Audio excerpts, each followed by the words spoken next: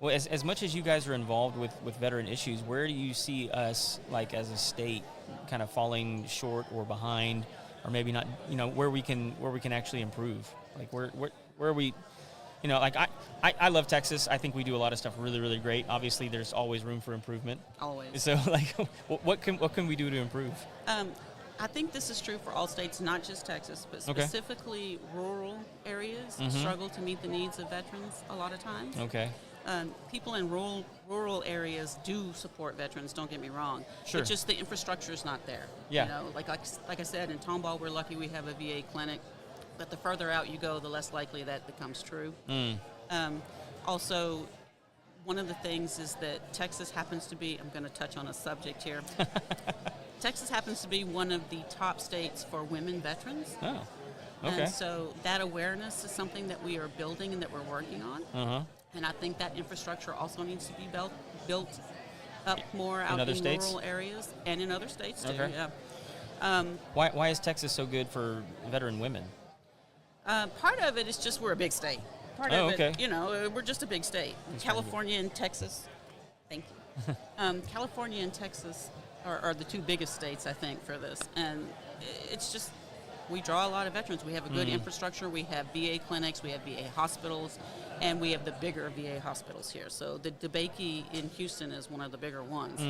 And they actually have a women veterans segment there. Oh, wow. They have a whole part for that. But the further out you get, the less likely that becomes true. So is VA funding done state by state based off the number of veterans in the state? Is that how that works? Kind of, yes. Kind of? Yes. Because I'm wondering if, like, because Texas has so many, and because California has so many, if it's like, okay, well, now they have more funding, kind of like the way you have like more representatives in Congress. Well, you're serving more veterans in that Yeah. area, so that makes sense.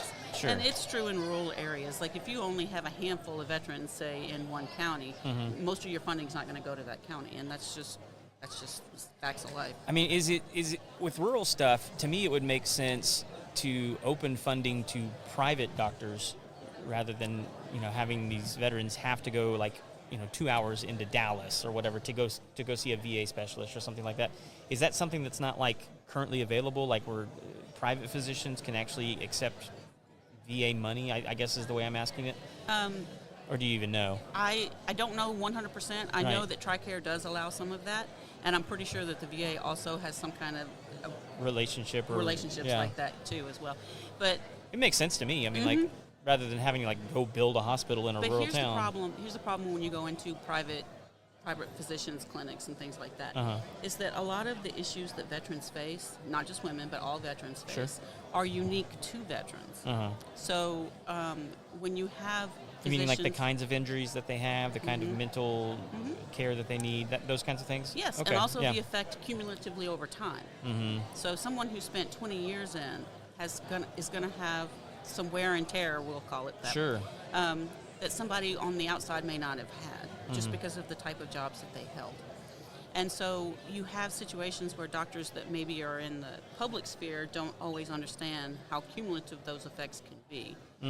So we kind of make jokes in the Legion a little bit about how every veteran has knee problems and back problems Yeah. because of just the work that you do, marching around in boots, whatever. And so